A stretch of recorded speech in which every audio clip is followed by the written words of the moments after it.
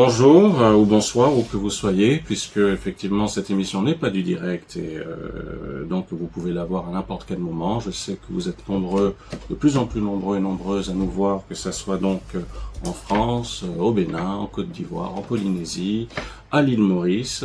Bienvenue sur UAP Afrique. Nous avons également une plateforme uapafrique.com qui est régulièrement mise à jour avec des articles en français, des fois qui sont traduits en anglais. Et comme vous le savez, il s'est passé un événement, on va le dire plutôt historique, à l'Assemblée nationale, la Maison du Peuple en France, mais c'est un événement au niveau de l'Union européenne également, puisque ça ne s'était jamais fait jusque-là, en tout cas pas dans ces conditions. C'était une initiative transpartisan menée par un député LFI et un député Horizon, donc on va dire la droite et la gauche, grosso modo, je caricature un peu, et on retrouve ce genre d'initiative transpartisan au Japon, évidemment aux États-Unis, on le voit entre les démocrates et les républicains, et cette initiative a abouti donc à la mise en place d'un colloque à l'Assemblée nationale le 29 juin, et était là présent, moi je n'y étais pas, mais Julia Herzberg du CEOF qui a représenté UAP Afrique, merci Julia, bonjour. Bonjour Yann. Et Charles-Maxence Layet, que vous avez déjà vu dans une de mes émissions, mais que vous connaissez également, qui est fondateur de la revue Orbs, qui a travaillé à l'Union européenne et qui intervient souvent sur ce sujet dans différents médias et qui a une connaissance vaste des différents courants qui animent l'ufologie francophone. Bonjour Charles-Maxence. Bonjour Yann, bonjour à tous. Charles-Maxence Layet et Julia Herzberg. Alors, d'abord, merci d'être là. Cette émission, il y a également parmi nous des gens qui sont présents qui assistent à cette émission. Je pense à Marie-Angélique Thuillier qui est au sein de UAP Afrique. Je pense également à Paul, à Gilles Durand, donc membre secrétaire du SSO, le SSO, donc qu'on ne présente plus, mais je vais quand même vous la présenter.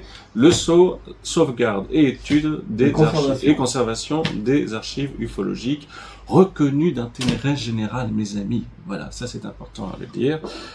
C'est une association très importante, leurs locaux sont super, il fait frais, en plus il y a une cuisine.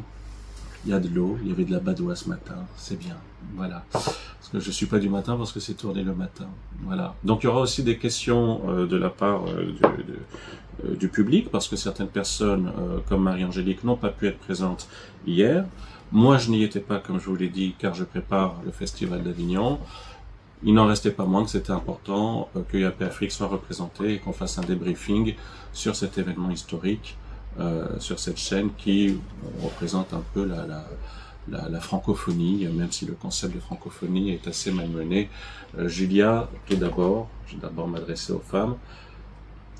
Quel est ton ressenti sur ce qui s'est passé hier, sur l'ambiance générale? Est-ce que tu avais des attentes? J'ai eu le retour de quelqu'un qui a dit qu'il a ressenti beaucoup d'émotions du fait d'être à l'Assemblée nationale et de parler d'OVNI. Comment toi, qui fais partie du CEOF, qui a fait le déplacement depuis Marseille, comment tu t'es senti par rapport à ça? Alors peut-être ce qui serait intéressant, c'est que je donne mon point de vue en fait du départ, c'est-à-dire lorsque j'ai appris en fait l'annonce en fait du colloque. C'est par Sentinel News que j'ai appris ça, mardi soir, il me semble. Et ça a été l'effervescence tout de suite, j'ai dit il faut que j'y aille. Donc les inscriptions, en fait, ça a été assez rapide. Au bout d'une semaine, les inscriptions sont faites par formulaire. Moi, j'ai communiqué à plusieurs reprises avec le cabinet du député Arnaud Saint-Martin pour comprendre un peu, parce qu'il y avait un petit cafouillage quand même au début, pour savoir comment ça se passait. Mais bon, voilà, ça s'est passé par formulaire. Et en fait, il n'y avait que 250 places. Donc, je crois que j'ai été inscrite dans les 5 minutes, en fait, au moment où ça s'est ouvert, parce que vraiment, j'ai guetté ça. Et en fait, on apprend que finalement, il y aura en fait un choix sur les personnes qui sont inscrites. Donc, en fait, premier arrivé, premier servi ne marche pas à ce moment-là. Donc, en fait, il y a une pression pendant quasiment un mois. Et comment on l'explique ça? Eh bien ça, justement, c'est la question qu'on se pose. Moi, en fait, je suis arrivée dans le milieu de l'ufologie il y a 3 ans. En fait, je me considère comme une bleue. C'est vrai que je fais partie du CEOF, je suis membre du bureau du Centre d'études OVNI France dans les Bouches-du-Rhône.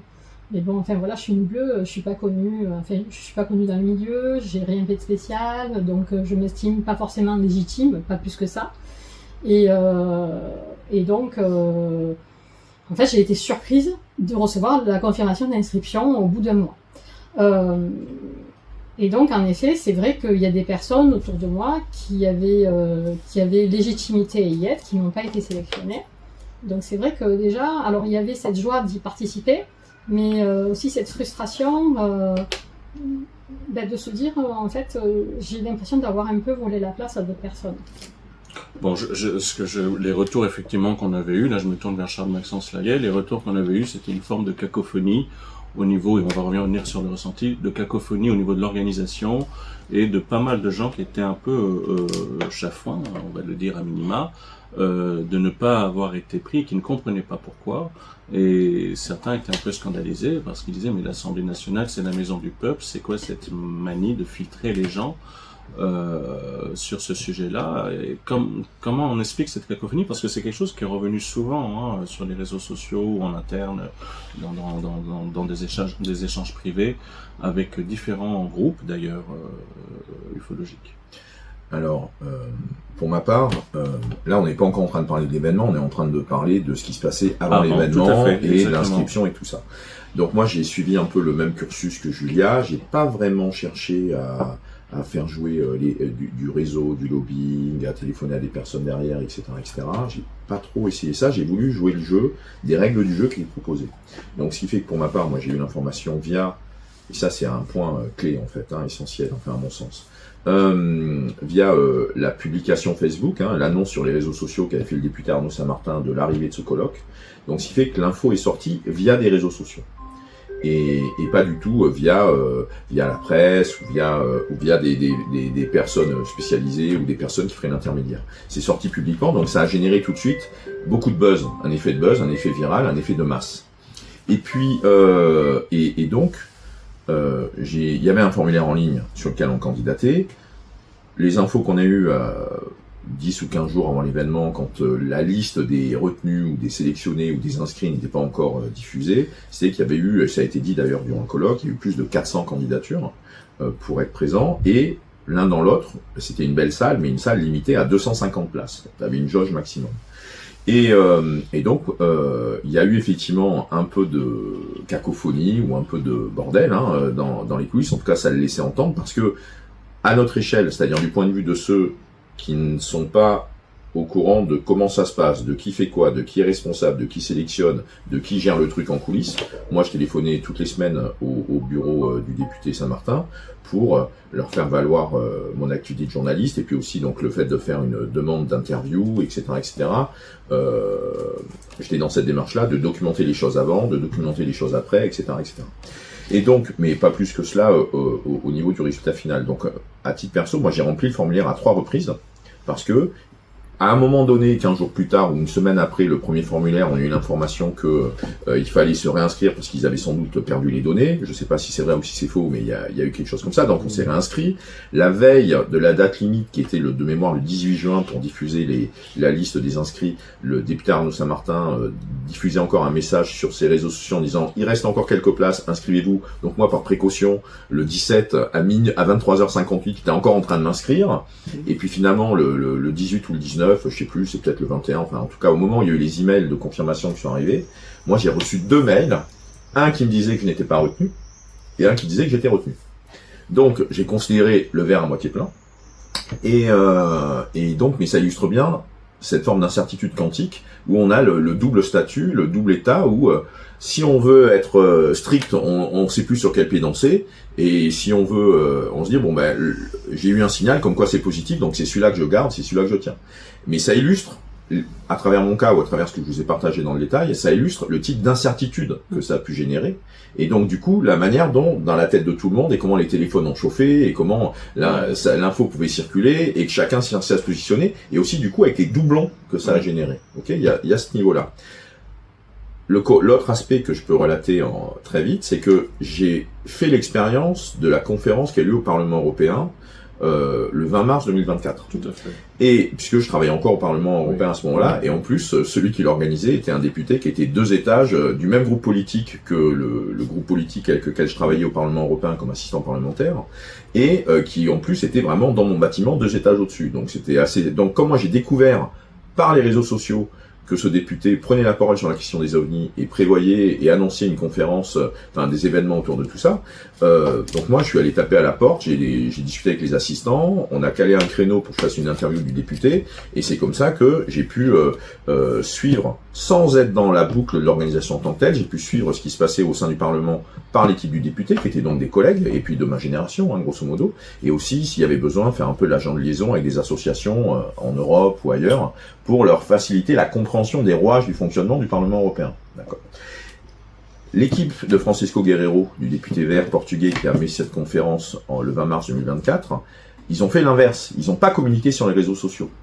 Et il n'y avait pas de formulaire en ligne ouvert à tous où chacun pouvait postuler. Ils étaient en tout cas dans une forme de conscience, en tout cas, parce qu'ils me l'ont dit en face, ils n'étaient pas dans une démarche de remplissage. Ils cherchaient pas à remplir la salle. Ce qui comptait, c'était que l'événement ait une tenue, un équilibre et que ça se passe bien.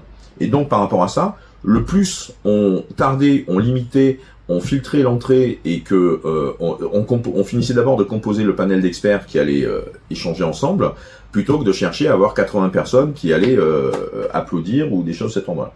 Donc moi, j'ai vécu 2 stratégies de communication différentes avec cet événement européen de 2024 et celui qui s'est passé là maintenant, le 29 juin 2026.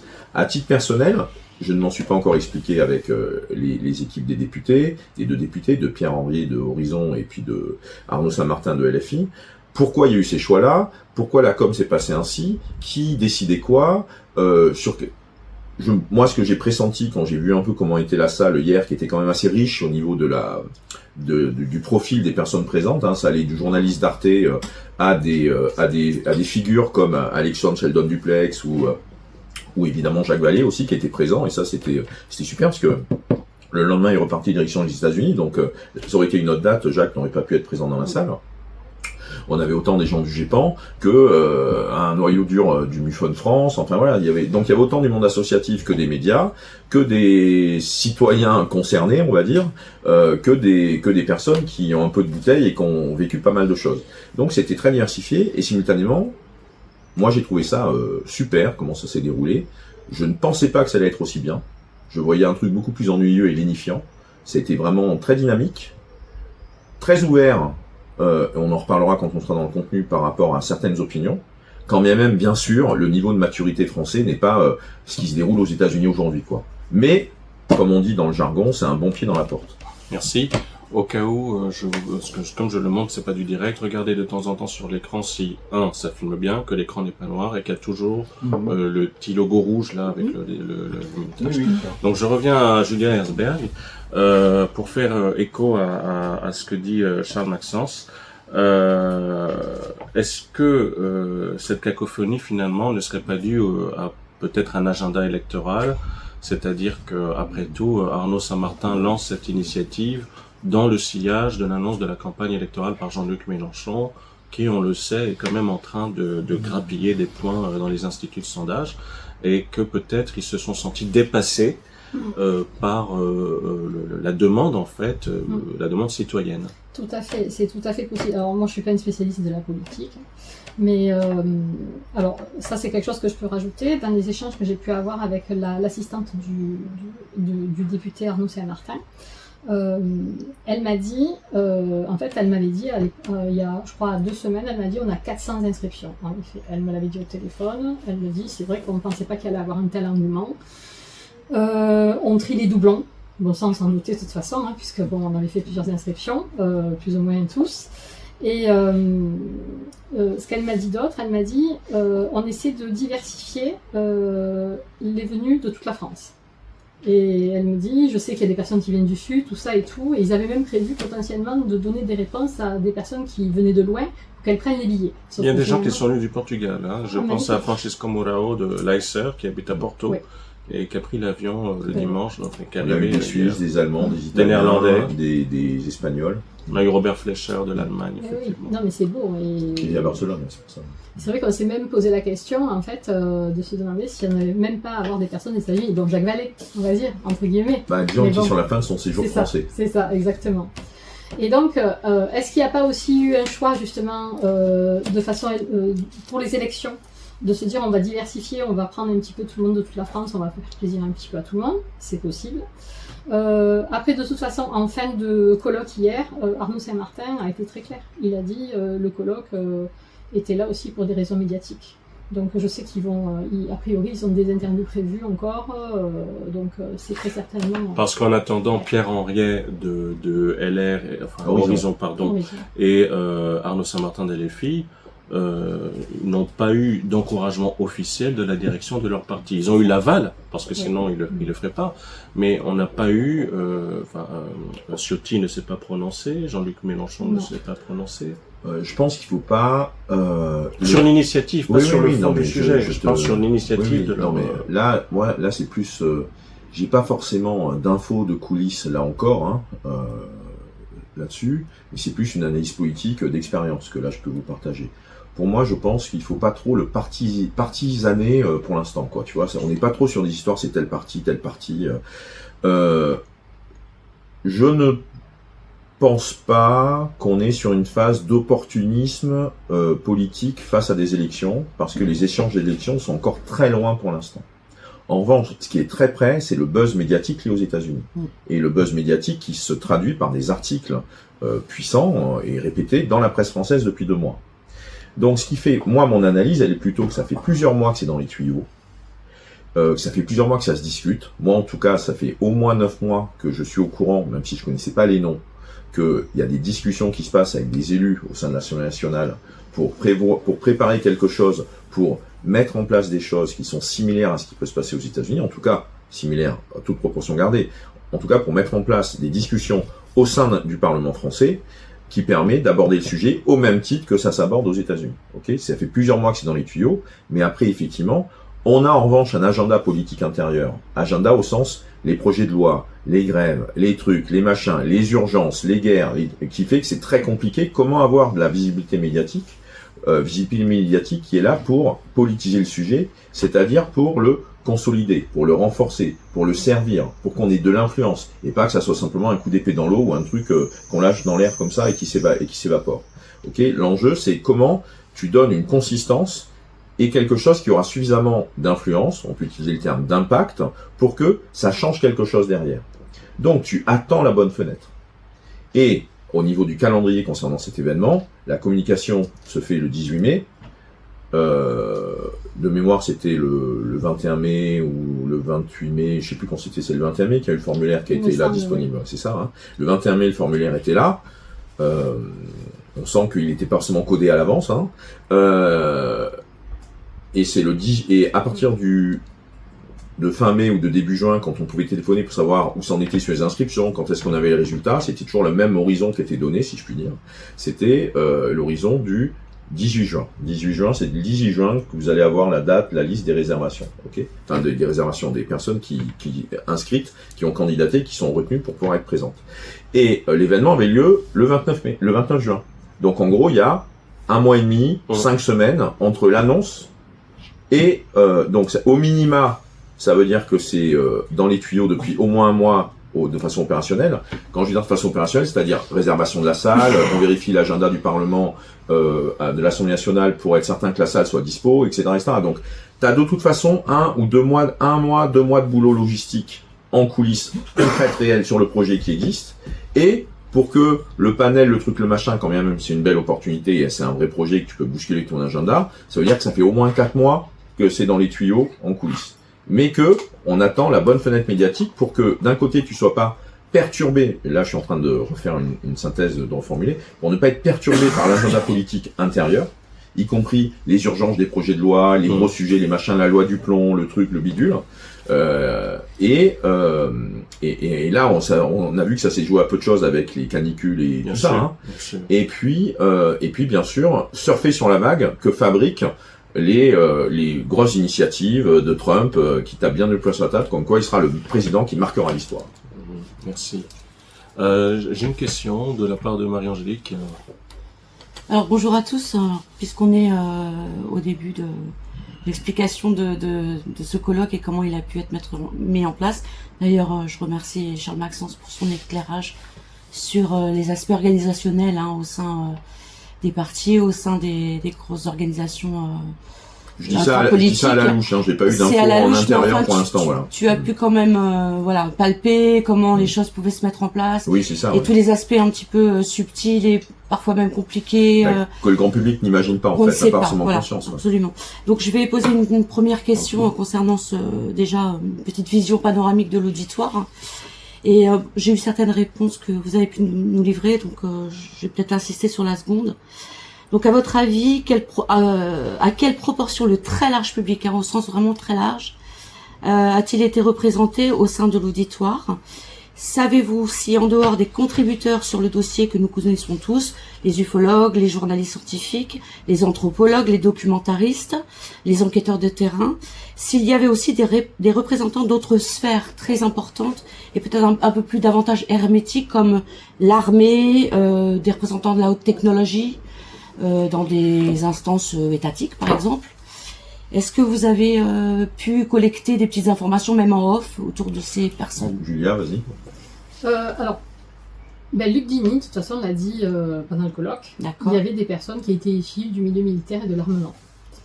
Ça c'est sûr. Et puis, après, dans les questions du public, en effet, on a eu 2 personnes, de mémoire, à minimum, qui étaient issues du grand public, en fait. Donc c'est vrai que c'est plutôt rassurant de se dire que finalement il y a le grand public qui a eu accès aussi à cet événement. Et ce qui est rassurant aussi, c'est que ça suscite aussi un intérêt de ces personnes-là. Ça c'est un facteur intéressant aussi. Merci pour cette question. Mais alors Julia, justement, Charles Maxence a dit que voilà, il y a quelque chose a été lancé là, et qu'il fallait s'en réjouir et tout. Quel est ton point de vue du coup sur ces tables rondes? Sur la qualité des interventions, est-ce qu'il y a des choses qui t'ont déplu, des choses qui t'ont marqué, des choses qui t'ont rendu perplexe pendant c'était 3 heures, 4 heures? C'est 4 heures. 4 heures. Oui, 4 heures. 4 heures, donc des échanges. Alors j'ai été surprise, on a pu avoir des échanges du coup avec des questions, donc ça je trouve que c'était super parce que c'était pas forcément prévu, ils avaient des doutes en fait. Quand je les avais au téléphone, ils avaient de forts doutes que ce soit possible. Alors, globalement, en fait, je dirais que j'ai été finalement plutôt agréablement surprise de l'événement. Parce qu'en fait, je dirais qu'il était crescendo. Enfin, pour une personne qui connaît la thématique. On a démarré, donc on avait 3 tables rondes. On a démarré avec une table ronde en fait qui était avec un sociologue, Monsieur Lagrange.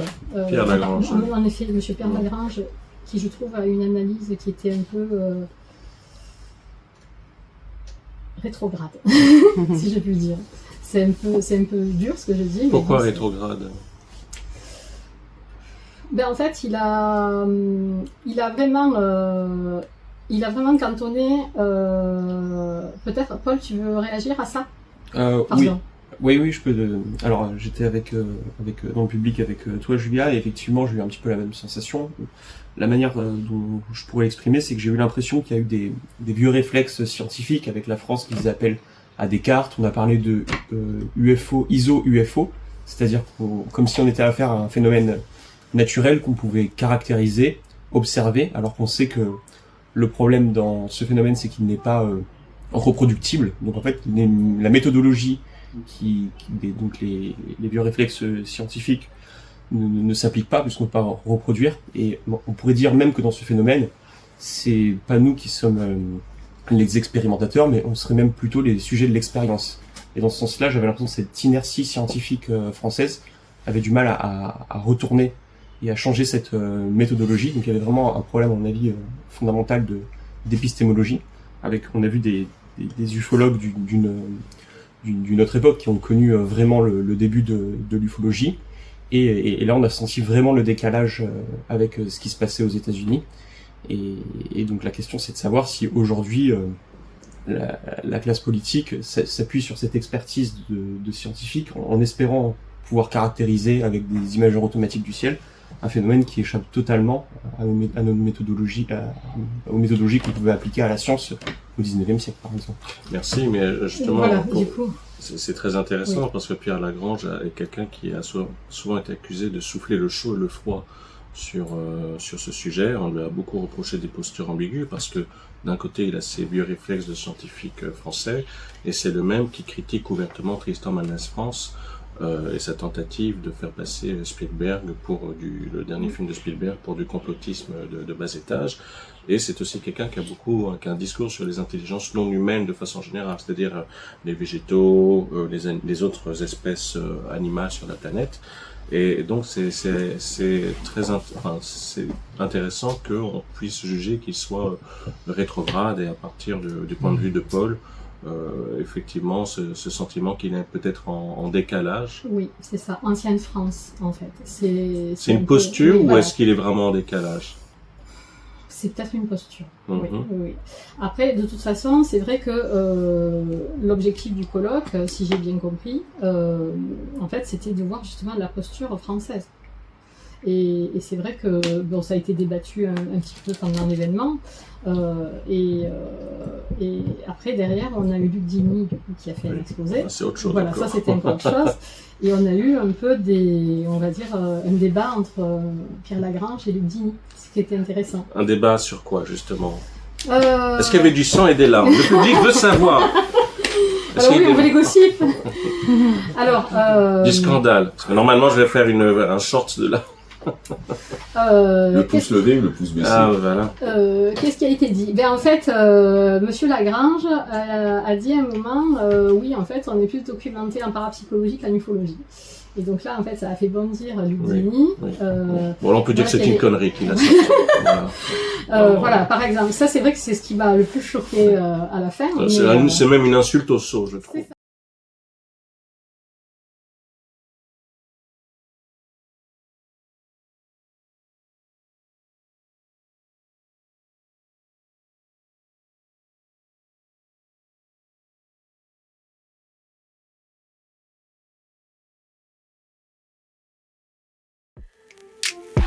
Ça.